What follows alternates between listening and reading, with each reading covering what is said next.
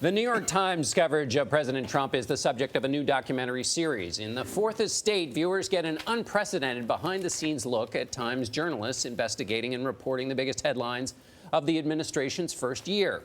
This preview features Washington Bureau Chief Elisabeth Bumiller editing with a D.C.-based correspondent as they face a changing news cycle and a tight deadline. It's a big mess for us here. Okay, you know what? We can. We'll send that later. They can fire me. I don't care. Somebody else can do this job. I'm not talking to them. I'm not talking to Matt. I'm not. You pick it up. Pick it up. No. Hello, it's Mike Shear. I'm the secretary here. We're doing your lead. We're doing the lead, and we're just kind of smoothing it out. Do you want to talk to him? No, I'm busy. A call from New York with suggestions for Washington. Familiar to anybody? Elisabeth Bumiller joins us now, along with Executive Director Dean Baquet, who is also featured in the series. The Fourth Estate will air on Showtime, a division of CBS. Welcome to both of you. New York and Washington, that great tension at the heart of any journalistic enterprise. Dean Baquet, why did you let cameras into the New York Times? Because I thought that if people got a glimpse inside a newsroom, a modern newsroom, they would understand that we're human beings, that we have a mission, that we make mistakes, but that we work extremely hard, that we're not biased. I just thought that the days when we would not allow people to see that process should be over, and I thought it would help us. I want to get to that idea of human beings in a second, but as you both know, any good story starts with a strong lead. This series opens up on Inauguration Day. It's a cloudy day, but it opens up with clouds over the White House and the editors staring at the screen as if they're watching a funeral. Won't people watching this think this confirms every feeling I have about the New York Times being biased about this president? Except right after that scene, as I recall, and it was unrehearsed, I sort of break into a grin and just acknowledge how big a story it is. I don't think so. I mean, I really don't think so. First off, it was a grim inaugural speech. It was meant to be grim. It's hard not to have had a grim reaction. The actual text of the speech, yes, and no, as it's delivered. That's right. I mean, this was the American carnage speech. But I also think people saw a newsroom suddenly sort of turn up the volume and get ready to cover it and see the joy in reporting. And say we're going to get it right. The thing that struck me, to follow up on what you said, Dean, is you show us, A, how hard people work. And at one point, I think it was Mazzetti who said, you know, we want to be first, but more importantly, we want to be right. And there were times that a story was delayed while you all were working so hard to make sure that you get it right. Right. Right. And I think that was one of the Michael Flynn stories. And we delayed, and the Post beat us on that story. And I think we came back really strongly the rest of the year and right after that. But you see the tension that we have, and the competition.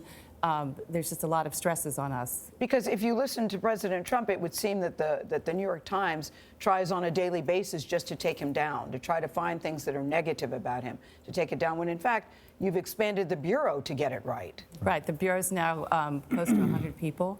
On Election Day 2016, it was 70 people, so you can see what we've done. There's 6 White House reporters now. There used to be 4. We've added an investigations team. We've added a lot more editors, more visual journalists. We're out of desks in the Bureau, basically. There's a scene where Jim Rutenberg, who is your media reporter, gets off an elevator and he has paint on his shoulder. I thought when I first thought that it was ripped or something, I thought, gosh, he really is working hard. But it's paint because the New York Times is under construction. And he says the New York Times is losing money to Facebook and Google, not because we're dying for readers. We've never had more, but those platforms, they've eaten away at our business. Dean, how has it challenged the print business? Sure. He was making a larger economic point, which in fact the platforms have gained so much advertising at the expense of institutions like the New York Times. Though I will add, the New York Times is doing financially quite well. I mean, we have a tense relationship with the platforms. We do. I mean, with Facebook and Google. Yeah. On the one hand, we have to be where the readers are. I mean, our power comes from being read, and they have a lot of our readers. On the other hand, I think they're struggling with how they manage us. I think they're struggling with how they define journalism, and I think they're reeling, particularly Facebook, from the events of the last election. Elisabeth, you've been a long-time Washington reporter. We've worked together, covered campaigns, and been in the White House and the Pentagon together, and now you're editing. For many who read and say, where do these sources come from? And the term leaking from the White House, it always suggests that someone has an agenda. Explain how you get information from the White House and the administration. Well, there's a lot of different ways, as you know. You cover it, the outside-in strategy, you cover the Hill, you cover the agencies, and then you check with the White House. The idea that leaking is sort of this passive thing that we just sit there and receive information, this is not true at all. No, yeah. These reporters, one of the things I've learned as an editor is to watch so many different reporters work so many sources in different ways. They're amazing. And it's a lot of hard work. It's a lot of getting people to trust you.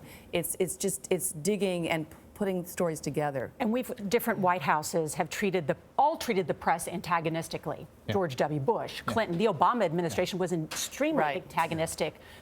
This with one, the press of as course, well. This one, of course, Is publicly antagonistic. and more antagonistic. Yes, but how, in terms of sourcing, Elizabeth, do you find your reporters find it? Well, it's hard because you often hear the exact opposite thing from very senior people at the White House in the same hour. You've got to balance out what is true and what is not. It's a much bigger reporting challenge. That said, I was saying we're not passive recipients of leaks. The federal bureaucracy is very leaky right now because it's a bureaucracy that's been there for a long time, and many of them are not happy with what Trump is doing. So we're finding that. And also at the White House, there's a lot of different agendas and different people fighting with each other. So that creates Game of Thrones a lot of atmosphere. information. Yeah, Right. I think the worst words that you hear in your documentary is, where did the Washington Post get that story? The fact that everybody's face is like, how did they get it? We've been working on it too. Yeah, we don't like Competition is real.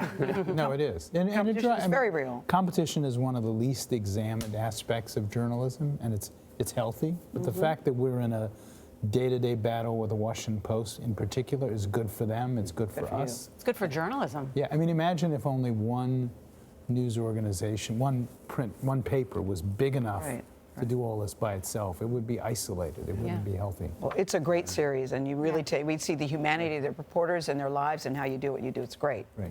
Thank you. Really great. Executive Editor Dean Baquet and Washington Bureau Chief Elisabeth Bumiller. Thanks to both of you. The first episode of The Fourth Estate airs Sunday night on Showtime, a division of CBS.